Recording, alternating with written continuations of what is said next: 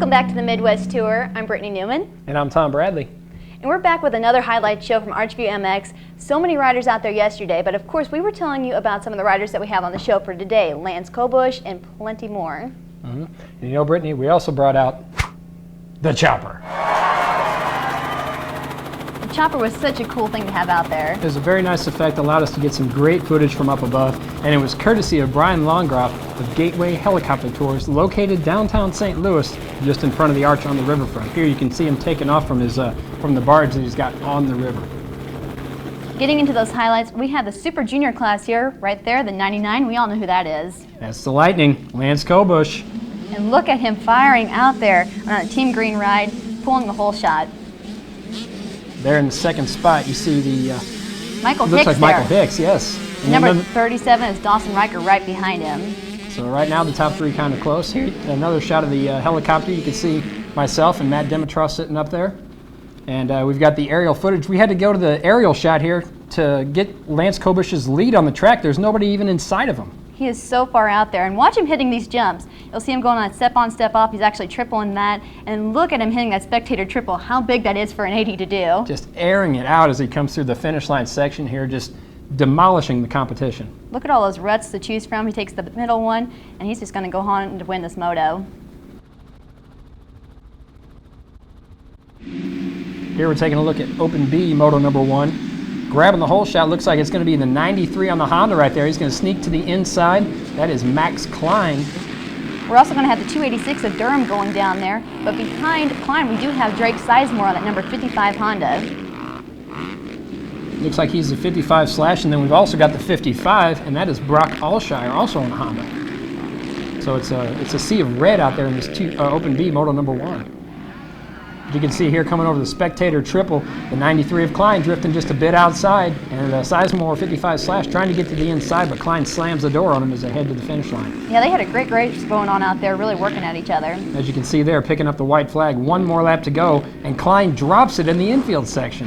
Yeah, that allowed Drake to go ahead and get the win today. Here in the first moto, again, coming to the finish line. Sizemore just has a comfortable lead and just coasting to the finish.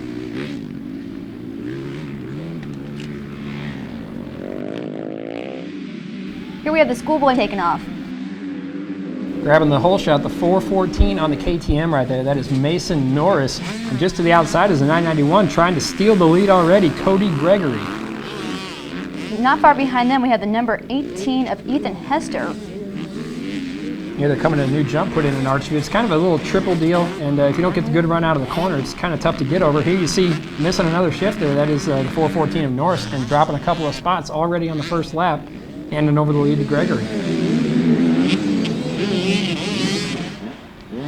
Here again, we're taking a look at the 414 of Morris as he comes out of Willis Woods here, heading to the big double along the tree line, and he just washes the front end. Looks like he just kind of gets stuck, and the momentum of his body just carries him forward, plants the front end, and down he goes. He's in the lead at this point. Got to restart the bike.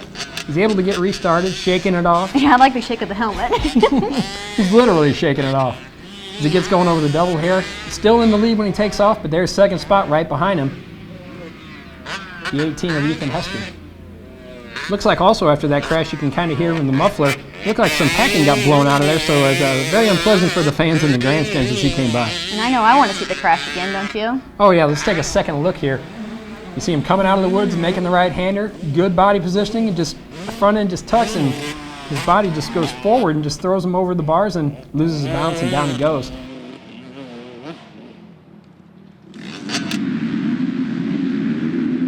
Now we have the 14 and 24 taking off. Brett Kreitz pulling a huge hole shot right there.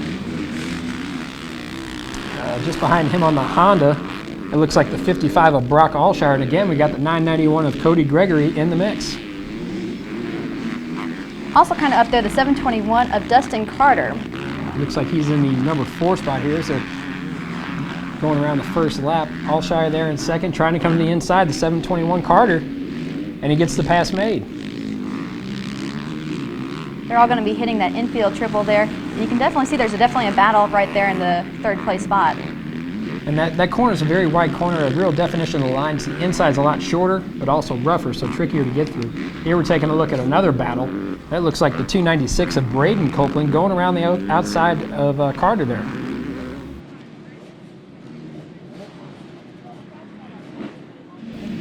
We have the 250B moto up next. Once again, we see 286 Kyle Durham getting the hole shot, and he's on a two-stroke. That's right, representing right there on the outside. That looks like the 149 of Drake Sizemore on a borrowed bike. Yeah, it's pretty crazy that he is on a borrowed bike and riding it that well. A lot of guys can't get that comfortable. There you see in the number 3 spot, the 37, that's Jonathan Crosby. You can see the pink numbers on his bike. Well, it's Breast Cancer Awareness Month. He's just representing. We still have Durham out in front. Of course, Drake Sizemore right behind him, keeping him honest. Crosby's still right there in the mix, trying to move to the inside. And you're watching the air here as they go over the jump. That was close. Oh, you can see right here in the slow motion, the rear wheel, it's very hard to tell, but it almost looks like it touches the front wheel of Kyle Durham. That could have been bad quickly. Here you see the 149, that's Sizemore. He got the lead, followed by the 286 of Kyle Durham, and this is going to be the order they finish up in.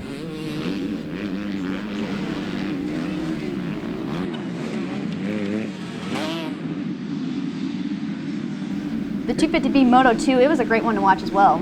Again, you can see here moving in from the inside, the 286, Kyle Durham taking another hole shot on the two-stroke. We do have Max Klein up there. Also, Blade Moss, he looks like he's in the 3rd spot right now.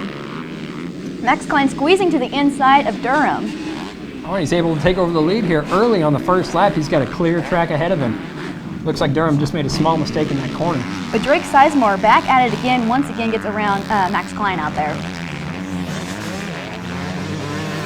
They're coming through the finish line section. Now they're going to the roller section where it's so important to keep your momentum up. And Sizemore doing a great job of that, able to double all the way through. He was really fun to watch ride out there. I was pretty impressed with him. Here we're taking a look at the Open A Moto number 1. Gates about to drop.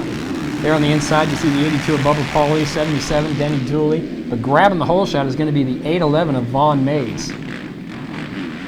Looks like a sea of green right behind him. It is. Around the outside there, you see Luke Bondlinger on the 812 making a bid for the lead, and he's going to get the job done. Yeah, he's going to go over that new section Archview put in, and already kind of extend the lead out a little bit. He just, once he makes a pass, he just squirts away really quick to prevent retaliation being made. You're going to see this battle for second here between Vaughn Mays and also Bubba Pauly. Then coming through the new section over the infield, it's kind of a little triple table deal. They head into the tighter section of the course. Aaron Goley's in 4th right there too. Luke Bondlinger still out in front, taking charge. He's just flowing on the track, just floating around it, missing all the bumps, taking the good lines, and just extending his lead. Look at how much he whips it out over that jump. I mean, that's not that big of a jump right there at the finish line. Oh, but that was one heck of a stroke.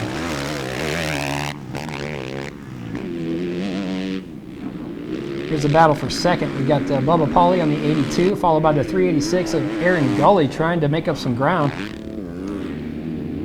As they come over the spectator triple, it's still Pauly holding the number 2 spot. Gully still trying to make up some time. Tripling into that corner and still making the inside. That's a tricky part of the track there. A lot of riders have to drift to the outside. Gully not going to be able to get the job done. He's going to end up 3rd here, moto number 1. Open A Moto number 2. Once again, look who's out in front. It looks like Vaughn Mays is going to get it for a second, but Luke Bondlinger, there he is. He just squirts by on the outside just a little bit. Just a little bit extra throttle just gives him the lead and a clear track ahead of him.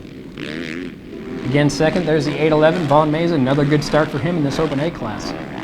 You can see Aaron Goley trying to make a pass for 3rd. There's Bubba Pauly in 4th now.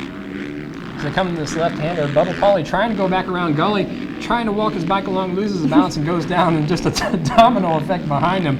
Andrew Buckles gets held up, the 293 of Copeland gets held up. As you can see, Pauly didn't have to restart his bike. He was able to just keep going, as was Copeland. Luke Bondlinger still out in front as they go down that start straight. You see him, that technique, just wheeling over those braking bumps on the inside, missing the rough stuff. He's just on today. Another Team Green sponsored rider, and you're seeing why.